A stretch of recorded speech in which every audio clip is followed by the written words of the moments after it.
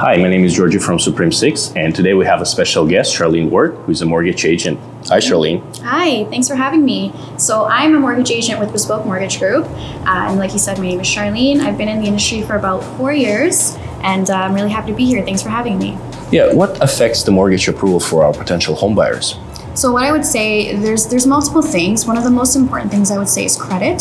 So of course, credit is like your financial reputation. All right. A lender will take a look at that to see how you've been paying your debts back and if you're a reliable applicant, considering they're going to be giving you hundreds of thousands of dollars for your property. What should every home buyer know about credit?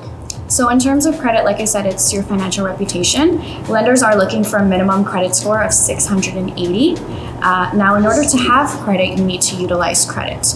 This happens often with people who are coming out of consumer proposals. They often don't want to touch anything credit related because they are now scared of using a credit card or anything like that. But in order to actually increase your credit score and to have a good credit history, you need to utilize it. That's number one. I would definitely say being able to monitor your credit. There's a great app called Borrowell that you can use to essentially monitor your credit. Every month it will update you in terms of if your credit has gone up or down. And not to mention, it's a great way to track any potential fraud happening on your account, so that that's not setting you back in terms of your plans of purchasing a property. So I have the clients who are ready to make an offer, but they don't have a pre-approval. So how would you suggest them to proceed with the process? Should they get the pre-approval first, or should they go right away and make an offer? Yes, so they should always get a pre-approval first. One thing I always do with my clients is I do a thorough pre-approval, so there's no guesswork. We never want your client to go in and put an offer in and then we realize they don't qualify for that property.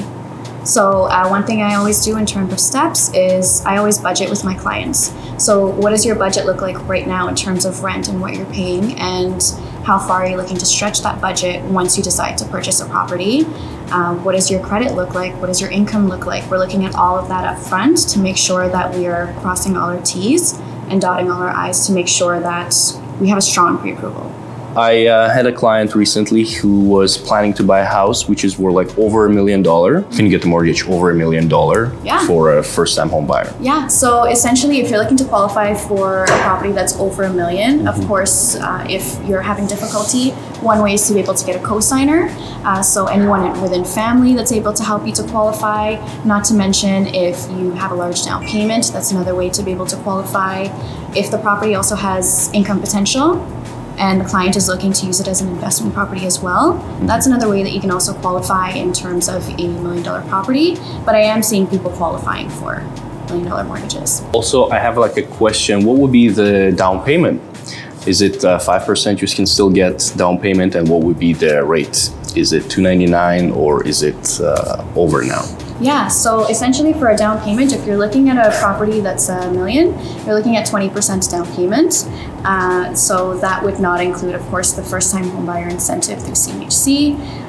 And then if you're looking at rates, right now rates are kind of going up and down, but I would say we're sitting at around 2.84, 2.89 right now. Is 2.89 is a good mortgage rate at the moment? Yeah, I mean, I think that's a great mortgage rate in terms of considering where we were, a couple months ago, we were at mid-threes.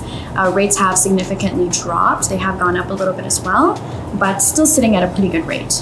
But I've heard that it's going up over 3%, and it's really hard to secure at the moment, 2.89. Rates are always fluctuating. All right, so guys, make sure you go and secure this mortgage rate with Charlene Ward at Your Mortgage Broker. Yes, so my Instagram handle is at Your Toronto Mortgage Broker. So if you have any questions, I leave a lot of tips on there as well through Coffee Talks.